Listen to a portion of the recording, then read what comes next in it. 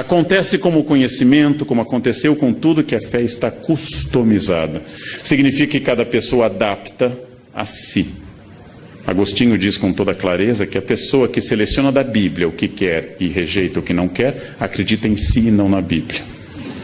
E esta é a regra de hoje. Olha que Agostinho não conheceu o que acontece hoje. Essa é a regra de hoje. Você é católico? Sou. Então o Papa é infalível. Não, eu não acredito nisso. Maria é virgem. Ah, não, essa parte eu não concordo. Você é contrário à pílula anticonceptiva? Não, não, eu sou a favor da pílula. Não, você acha realmente que é pecado, por exemplo, isso e aquilo? Não, isso não. Então, meu filho, o que você é? Já que nenhuma das crenças católicas é sua. Mas é a customização da fé. Não, a igreja diz isso, eu vi na Bíblia, mas eu acho que é assim. Essa é a autoridade contemporânea. O eu se sobrepõe a tudo. Ah, eu sou católico, mas eu gosto de acreditar na reencarnação. Bem, o Papa Pio IX definiu como heresia a reencarnação. Mas como vocês perguntam? Não, mas o Papa é o Papa, eu sou eu acho. Ou seja, eu não estou pensando que alguém deva ser dogmático ou não.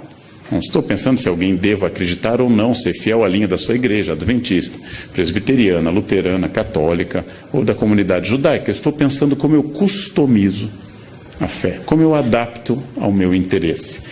O Deus do século XXI é, de todos os períodos da história, o Deus mais pessoal e subjetivo. É o meu Deus, não é o nosso. Ele é o menos autoritário e o menos exigente. Ninguém acredita que será condenado, isso é uma característica brasileira. A Veja fez uma longa pesquisa. Ninguém acredita que vá para o inferno. Na Idade Média, as pessoas tinham quase certeza que seriam condenadas. Hoje, ninguém mais vai para o inferno. E a pesquisa da Veja incluiu presídios e políticos. Ninguém vai para o inferno. Quando eu era criança, na aula de catequese, o padre Alexandre, em São Leopoldo, falava da visão das crianças de Fátima que caíam no inferno como folhas de outono. E a gente se assustava, eu pelo menos me assustava. O inferno está fechando as portas por falta de candidatos. Todos se acham dignos do paraíso. Essa é uma característica contemporânea. A fé se customizou e Deus me entende. Deus me entende. Bandidos, gente, fazem o sinal da cruz antes de assaltar. Isto é uma característica específica nossa. Temos um certo panteísmo, ou seja, é um Deus diluído em todos os lugares, um animismo panteísta, e a subjetividade, é o meu Deus. Eu rezo do meu jeito, do jeito que eu gosto, nas ocasiões que eu acho importantes. Eu irritei uma vez uma colega de avião, que eu pego muito, porque pela primeira vez na vida, 2 anos já, foi agosto, o avião arremeteu em Congonhas. Eu nunca tinha passado por isso. Ele tenta pousar, não consegue. E vai de novo. E você testa a força do esfíncter anal. Não, você testa a sua consciência intestinal num grau alto. E ele vai fazendo aquele esforço sobre aquela área que a TAM tentou fazer o mesmo e não conseguiu. Você sobrevoa aquela área. Então é aquele momento, eu, fiel a uma certa ideia ainda de ser gaúcho, fingi tranquilidade. Lendo o meu livro. A senhora do meu lado fazia sinais da cruz ferozes, né? De tudo que é tipo ortodoxo, com 3 dedos, meio satanistas de baixo para cima, fazia todos os sinais da cruz possíveis. E aí o avião estabiliza, você solta, verifica se está tudo bem, e ela me perguntou, o senhor não reza? Eu disse, olha, a senhora já rezou, a área mínima de proteção me inclui, né? Eu estou do lado dela. Deus não vai matá-lo, não? A ideia, ela me olhou com olhares terríveis. Eu gosto de dizer essas coisas, né? Num avião ano passado, uma senhora deu aquela tremida e disse, minha Nossa Senhora Aparecida. Eu disse, olha, padroeiro da aviação é Nossa Senhora de Loreto. Não reze para a entidade errada, né? Você vai pedir Nossa Senhora Aparecida, não é o departamento dela, ela rejeita, o avião cai. Nossa Senhora de Loreto. Guardem a palavra. Nossa Senhora de Loreto. Bem, o panteísmo e a subjetividade vêm junto com infantilização. Esse tipo de mensagem de um Deus infantilizado, entre o cafona e a infância, entre o kitsch e a teologia, é hoje dominante. A ideia de Deus é um Deus infantilizado, não é à toa que a expressão Papai do Céu está em alta. Nada de Deus de sofrimento, nada do Deus da Sexta-feira Santa. A procissão do Senhor morto não é mais, a dor, a paixão segundo São Mateus, do luterano Bach, é vista pela beleza artística, não mais pelo conteúdo. É o Deus infantilizado, é o Deus meio cafona que vem sempre ao meu encontro de braços abertos. O Cristo juiz, o Cristo de Mateus 25, o Cristo condenador, o Cristo do fim do mundo está em crise. O Cristo salvador, a soteriologia, a salvação divina está em ascensão. As imagens dizem sempre: este carro pertence a Jesus, creio em Deus, até o Porta dos Fundos tem um vídeo ótimo que Jesus vem reclamar o carro. Já que você disse que esse carro é de Jesus, Jesus vem levá-lo embora. A adaptação da mensagem religiosa à mensagem de propaganda é outra característica notável deste mundo. A ideia de que eu devo manifestar publicamente, muito mais importante que eu manifeste na camiseta, no carro e no adesivo, do que eu viva qualquer preceito evangélico. Ou seja, aquele motorista que está escrito, esse carro pertence a Jesus, ou tem o peixe, um dos símbolos mais antigos do cristianismo, e hoje de pertencimento a uma igreja específica, também fura o sinal vermelho e vai. Ou seja, esse carro pertence a Jesus, mas o motorista continua demoníaco, absolutamente demoníaco. A base disso é que a religião hoje tem que ter uma mensagem clara e pessoal. Faz sucesso o padre, o pastor, o pregador, o rabino, inclusive, que fale de cura e prosperidade. E não traga às pessoas a dimensão trágica da existência. A relação é individual, não rezo mais pelo país. Eu rezo sempre por mim e pela minha família. E, finalmente, ela é sempre positiva. Padre, pastor, rabino, mulá islâmico, que fale muito em compromissos, em obrigações e outras questões, perde público. Eu tenho que ser positivo. Essa é uma imagem de um pintor famoso e que faz esse Jesus pop. É uma imagem clássica do coração de Jesus, é um Jesus do século XVIII para o XIX, essa imagem, mas foi aqui adaptada a uma linguagem pop. Jesus com um coraçãozinho na cara. Não é ruim nem bom, o historiador não faz isso. Isto é apenas uma infantilização customizada da imagem de Jesus. Não é menos fiel, já que não temos nenhuma imagem de Jesus. Não é menos fiel à imagem original, mas é uma customização de um Buddy Christ, de um Cristo legal, que me entende sempre, que está sempre ao meu lado, que não estabelece obrigações. Nós temos hoje, como em tudo, inclusive na lei, uma religião dos meus direitos e nunca dos meus deveres. Isso vale para a Constituição brasileira, isso vale para a religião também. Ser cristão significa que Jesus me protege, óbvio. Mas também significa que há um conjunto de obrigações baseadas nesse compromisso. Isso está embaixo. Jesus amigo, Jesus protetor, Jesus Buddy Christ, Jesus legal, é hoje uma marca. Jesus é o meu melhor amigo. Jesus simpático, Jesus handsome, bonitão, estendendo a mão, é o meu melhor amigo. O Jesus da cruz está embaixo. No Congresso Brasileiro existe um crucifixo. Me entrevistaram uma vez, perguntaram o que eu acho, eu disse: olha, só tem um problema, não sei como não deu processo, mas eu disse: Jesus foi crucificado entre 2 ladrões. E no Congresso tem 513 deputados. É demais. Eu acho que nem Jesus merece essa carga, né? 2 ladrões ainda conseguiu converter um. 513 deputados, gente. Eu pediria a retirada do crucifixo por motivos religiosos e não de Estado laico. Pediria por respeito a Jesus. Respeito a Jesus. Outro traço da crença atual é que ela tem que ser o mais catártica, ou seja, a palavra catarse, palavra aristotélica, o mais cheio de energia, missa animada, seja ela carismática, seja ela um culto neopentecostal.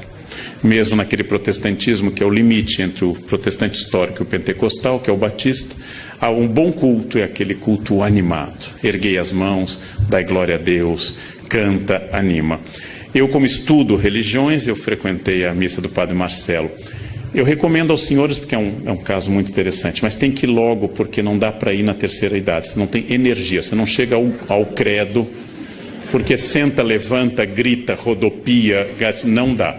É uma missa para jovens com boa capacidade aeróbica, boa capacidade, porque ele é animado. O cara animado, é aquele. Então, a ideia de um rito catártico, que as pessoas vão na marcha com Jesus, que vão numa missa carismática ou vão num culto neopentecostal, é outra característica dessa crença. Ao lado de um fenômeno urbano típico da década de 70 em diante, que é o New Age. Teorias orientais, Yin, Yang, da teosofia, do taoísmo, que atinge a teosofia, ecologismo, Deus está nas árvores, nas cachoeiras, animismo, Deus está diluído na natureza, e assim por diante. Essas religiões da nova era entendem o sagrado como geral, que você deve sentir a grande metáfora que é a energia, palavra que me irrita em particular. Quando as pessoas, você sente nesse hotel essa energia? Claro que sinto, 5 estrelas, a cama é ótima, eu sinto uma energia fabulosa, né? Quando tem aquela toalhinha de esfoliação suave, que você passa no rosto e é uma lixa, eu sinto uma energia ruim. As pessoas fazem isso, meditam sem meditar, tiram poses porque é New Age. A influência da astrologia, do I Ching, da angelologia clássica, ou seja, da parte da teologia que estuda os anjos, do tarô, de símbolos de boa proteção, de incorporação de elementos de outras religiões, por exemplo. É o caso do Brasil, onde passamos nos últimos 30 anos a utilizar branco no Ano Novo, influência de cultos afro-brasileiros, e agora lingerie vermelha, se você quer amor, lingerie amarela, se você quer dinheiro. Imaginem alguém de cueca vermelha, o que atrai a isso? Um Exu, né? O que atrai uma pessoa de cueca vermelha? Cueca amarela. Imaginem a cena de cueca amarela. Salvo se alguém aqui está em cueca amarela, é exceção do que eu estou dizendo. A crença de que tudo isso faz parte de um processo geral, já que não é uma ordem nem cristã, nem especificamente católica, se vestir de branco no Ano Novo. É um conceito do sagrado, um conceito geral do sagrado que incorpora elementos de Kabbalah, incorpora elementos da tradição judaica da interpretação dos números, elementos de angelologia e assim por diante. Este conceito de sagrado tem uma metáfora que une tudo, a energia. Energia é uma metáfora que agora vem acompanhada de uma outra tipicamente contemporânea, que me irrita um pouco, que é física quântica. Quando as pessoas não têm a menor ideia de um fenômeno, elas dizem que é física quântica. Elas também não têm a menor ideia do que seja física quântica. Aliás, elas não têm do que é física newtoniana, que é mais fácil, quanto mais a quântica. Eu também não sei o que é física quântica. Fiz um curso na Casa do Saber de 4 aulas, mas continuo não sabendo. Porém, eu não uso essa metáfora. Quando não tem explicação, é física quântica. Bem, outra questão, a sincronicidade. Tudo ocorre em benefício, em meu benefício, que é um dos pensamentos mais antigos e tradicionais do mundo. Perdi o avião, foi melhor. Foi melhor assim. Tentei viajar, não consegui. Deus tem Parkinson, escreve certo por linhas tortas. Eu vou entender no final. No fundo, é um barateamento de uma das mensagens mais bonitas da Bíblia, que é o livro de Jó. Por que sofrem os bons? Deus diz isso a Jó, né? Você pescou o Leviatã, você sabe o que eu quero, né? Quando Deus recrimina Jó. E só que essa teologia de Jó, que é os capítulos 1, 2 e o final são os mais antigos do Antigo Testamento, essa teologia de Jó vira uma espécie de universo que conspira a meu favor. Minha empregada me diz que leite com manga dá certo, dá morte. Então eu quis demonstrar a ela que isso é uma lenda e comi manga com leite. Não morri. Ela disse, não, mas o senhor é neto de alemão, não funciona. Então já tem uma variante. Só mata brasileiro luso, clássico, né? Aí ela me disse, não fala, professor, que acontece. Eu disse, esse teto vai cair, viu? Não caiu, então não acontece. Não. E ela, não, mas não é assim, tem que dizer com convicção. Não tem jeito. Não tem jeito, é quântico isso. Finalmente, os elementos orientais como karma e dharma, tradicionais nas religiões do Oriente, e que aqui são ressignificados sem muita propriedade. Karma e dharma são usados numa noção bastante livre de que é o seu karma. É meu karma ter na minha frente no avião alguém perdido, que não consegue achar o seu lugar, que vai até o meio do avião e descobre que é o lugar 2A. Então vem voltando contra Piracema, tentando voltar ao lugar 2A. É meu karma. É meu karma. Eu tenho que, em outra vida eu prejudiquei fila de avião. Então nessa eu vim com essa missão. E acima de tudo, uma ideia até um pouco perversa que doença é fruto do pessimismo e da amargura. Pessoas azedas têm câncer. Pessoas para baixo têm câncer. E aí eu lembro, Madre Paulina, padroeira no Brasil contra o câncer, era uma pessoa super para cima e morreu com câncer. Madre Teresa de Calcutá não era azeda e teve câncer, entre outros problemas. A ideia de que o otimismo cura tudo, você tem que ser para cima, você tem que ser animado, é uma ideia infantil. É uma ideia de crianças de fase pré-operatória. Se eu pensar, acontece. E o pensamento cria tudo. É um pouco idolátrico esse pensamento. É o clássico pecado de substituir o Criador pela criatura. Ou seja, a ideia que as partes práticas das religiões, como o islamismo, que eu estou dando um curso neste momento na Unicamp, diz com grande clareza, especialmente o islamismo sufi: confie em Allah e amarre seus camelos com firmeza. Essa é a parte prática. Inácio de Loyola dizia: reze como se os homens não existissem e trabalhe como se Deus não existisse. Essa é uma forma um pouco moderna e prática, mas isso aqui é um pouco infantil. O que você está fazendo? Estou pensando muito positivo. É um pouco problemático isso. Há uma nova consciência que mistura conceitos indígenas, culto à natureza, chás, maconha, ayahuascas, ervas e assim por diante. Essas pessoas fundem num sincretismo contemporâneo essa crença. Eu vou dar um exemplo que eu visitei e não conhecia ela. Quando eu fui a primeira vez, ela já tinha falecido. Mas a tia Neiva é uma ex-caminhoneira que fundou perto de Brasília o Vale do Novo Amanhecer, onde as pessoas se vestem com roupas egípcias, incas, católicas. E ela já faleceu, e aqui está a tia Neiva com seus mentores, que são entidades indianas e indígenas, e também católicas. E aqui estão as pessoas que eu fotografei no Vale do Novo Amanhecer, vestidas com roupas ora ciganas, ora que elas atribuem que seja da época de Jesus e assim por diante. Essa comunidade é gigantesca.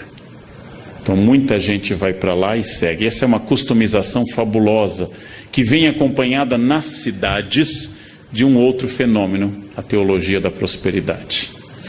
Substituindo talvez a teologia da libertação, que pregava uma análise sociológica de base provavelmente de materialismo dialético, surge uma ideia de que Deus, ao abençoar, traz a prosperidade pessoal. São os cultos que eu frequento bastante para fazer anotações, em que se diz, por exemplo, se eu conheci Jesus e eu saí do Serasa. Eu estava longe de Jesus e eu estava com a conta no vermelho. Agora eu conheci Jesus, eu comprei um Corolla, já temos uma casa em Tramandaí e nós vamos em breve fazer uma viagem até Bariloche, a gente vai ver neve. Essa ideia de que Jesus acompanha a prosperidade econômica, contrária à tradição de que a pobreza nos aproxima de Deus e a riqueza nos afasta, essa teologia da prosperidade faz muito sucesso. Faz muito sucesso. Deus quer não apenas seu bem-estar espiritual, óbvio. Deus quer não apenas a sua saúde, mas Deus quer também a sua prosperidade material. E esta é uma novidade. Ela começa na década de 70 aproximadamente, com os textos do atual bispo Edir Macedo, e depois se espalha por vários cultos e atinge várias percepções cristãs em particular. Quando eu digo isso, em nenhum momento eu estou dizendo que isso é errado. Eu sou historiador. Bom, então eu estou pensando por que em determinado momento, ao invés de Deus estar ao lado dos pobres, Deus começa a valorizar a classe média em ascensão. Amando os pobres, mas mirando na classe média em ascensão. Todo discurso de fé contemporâneo inclui uma ideia clara, que é a ideia da exclusão da dor. A exclusão da dor. Eu acabei de fazer, faz um ano, um longo trabalho junto a um dos médiuns mais famosos do Brasil, que é João de Deus. E é uma das coisas mais fascinantes que eu fiz na minha vida. A cidade inteira se veste de branco. E vão lá com problemas e com doenças, e vem gente do exterior. E tem até um documentário de John of God. Não? E as pessoas fazem, e ele diz: mantenha a quimioterapia, mas confie na minha mediunidade. Bom, é fascinante isso. É fascinante, é uma expressão fascinante de um homem, é um fazendeiro, é um homem que tem fazendas, mas é quase analfabeto. É um homem tosco, mas com carisma extraordinário. É extraordinário, e as pessoas realmente acreditam, e elas sentem a energia do local. A fé atual é muito midiática. Me refiro aqui à extraordinária missa ocorrida em Copacabana, com a primeira viagem do Papa Francisco à América Latina. Houve uma surpresa geral. A missa deveria ter sido num outro lugar. No mês mais chuvoso no Rio de Janeiro, escolheram um lugar que tinha pântano. Foi uma escolha, não é fácil fazer esse tipo de escolha, tem que pensar muito. Tem que pensar muito. É pegar o mês de chuva em Porto Alegre e fazer na Ilha da Pintada um campo para fazer uma missa. Conseguiram. Aí transferiram para Copacabana. A missa atraiu muita gente. Francisco começava a revelar seu extraordinário carisma e sua simpatia. E este milagre, que é um Papa argentino simpático, é um milagre absoluto, absoluto. É a maior prova. São Malaquias diz que ele é o último Papa, né? São Malaquias profetiza todos os 168 Papas seguintes até o atual, Francisco, né? E os brasileiros vão para o juízo final com esse sorriso, né? A igreja sobreviveu a tudo, mas pegou um argentino, acabou, né? O fim do mundo acabou. Que bobagem. Mas essa fé midiática, esta fé de grandes eventos, Marcha com Jesus em São Paulo, grande evento evangélico, o Círio de Nazaré, o maior evento católico do Brasil em número de participantes, a Missa do Envio, que encerra essas Jornadas Mundiais de Juventude, que devem tanto a João Paulo II, a Bento XVI e também agora a Francisco, eles são movimentos muito impactantes. Eu diria que, ao contrário do século XIX, quando Nietzsche anunciou que Deus estava morto, quando os liberais anunciaram a morte iminente de Deus, que os liberais estão mortos e Deus vai bem. Deus vai bem. Essa é uma velha piada universitária. Deus está morto, assinado Nietzsche. Embaixo, Nietzsche está morto, assinado Deus. Ou seja, uma velha piada. Se há 50 anos, que era um período muito mais conservador, como eu acabei de falar para a revista Isto É, há 50 anos havia poucas emissoras religiosas de rádio e de televisão. Hoje eu tenho que ter cuidado, porque praticamente só tem emissoras religiosas. Logo, em plena modernidade líquida, Deus aparece como uma boia, uma segurança, uma referência permanente. E o futuro da religião hoje é mais brilhante do que a gente poderia dizer na década de 60. Na década de 60, o cardeal Vicente Scherer tinha acabado de inaugurar um grande seminário em Viamão, esperando uma explosão de vocações, e as vocações despencaram. Muita gente achava que a igreja fecharia por falta de candidatos. Isso mudou. Ainda há carência de vocações, mas isso mudou. E as igrejas evangélicas se capilarizam com muita rapidez e também mudou este quadro. Há mais gente religiosa em 2015 do que havia em 1980. Há mais gente religiosa. Há um efeito enorme nas periferias do Brasil sobre a questão de drogas e de álcool, da presença religiosa. São pessoas que passaram a viver isso. Em prática, eu diria que, como todo mendigo até hoje, pede uma esmola pelo amor de Deus e agradece que Deus lhe abençoe, que os discursos religiosos continuam tendo muito sentido semântico e prático na nossa sociedade. Como nós enfrentamos, como diz que Thomas, problemas estruturais sociais, como nós continuamos com problemas estruturais, sociais, culturais e econômicos, o discurso religioso continua muito significativo dentro deste vazio. Dentro deste vazio contemporâneo que tem uma imensa dificuldade em estabelecer referências. Nessa velocidade que eu fiz toda a primeira parte acelerada, as mensagens continuam com sentido. Dando um curso uma vez sobre tradução de hebraico na Unicamp, eu lembrei que, veja uma metáfora que perdeu totalmente sentido, que é belíssima, mas perdeu sentido. As metáforas agropastoris da Bíblia. O reino de Deus é semelhante ao grão de mostarda. Eu sou a videira, vós sois os ramos. O que significa para um ser humano urbano nascido no centro de Porto Alegre? Aquele que acha que uma galinha é uma Knorr viva, ou seja, que nunca teve contato com a natureza, que não tem ideia do que seja um grão de mostarda.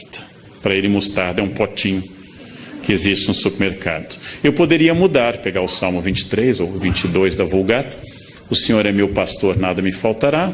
Dominus regit me, em latim, eu poderia mudar para o Senhor é meu provedor de banda larga, Ele nunca cairá.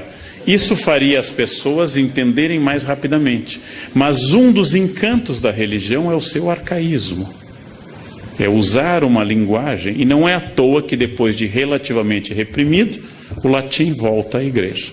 São autorizadas hoje dezenas de missas pelo Brasil, pelo rito tridentino, pela missa de São Pio V. Significa que os discursos e as práticas religiosos por causa do discurso, significa que hoje há mais fila para casamento numa igreja, como aqui, a São José, aqui, do que havia há 50 anos. Em 1968, as jovens queriam sair de casa e queriam levar uma vida hippie. Em 2015, elas têm o mesmo sonho da avó, um marido rico, bem-sucedido e casar de branco na igreja. Nós somos notavelmente mais conservadores do que há 50 anos. As pessoas fizeram a Revolução Francesa, mas querem morar em Versailles. Elas querem continuar morando em casa, com a liberdade da Revolução Francesa. O que acontece hoje, se você marcar numa igreja como Nossa Senhora do Brasil, em São Paulo, o seu casamento, que precisa de 3 anos de antecedência, se você perder o noivo, mantenha a data marcada. É mais fácil você vir a encontrar outro do que encontrar. Mantenha a data marcada, porque é fundamental se você quiser. O sonho hoje é coletivo. A avó, a mãe e a menina continuam sonhando com casamento de branco na igreja. Isso é notável. Isso é notável. Nós continuamos explicando mazelas sociais por tudo isso. Mas, se para encerrar é óbvio que nós temos pertencimentos líquidos, que, por exemplo, instituições tradicionais como a maçonaria perderam muitos membros nos últimos anos, que pertencimento a clubes e sociedades hoje é muito mais fraco. Se é verdade que hoje está em ascensão um Deus pessoal e positivo, que o Deus da obrigação, o Deus terrível, o Deus de Mateus 25, como eu disse, não está na moda, e que as fronteiras se diluíram, eu também posso pensar, para encerrar, uma questão mais filosófica. Esse Deus atual apropriado pelas pessoas.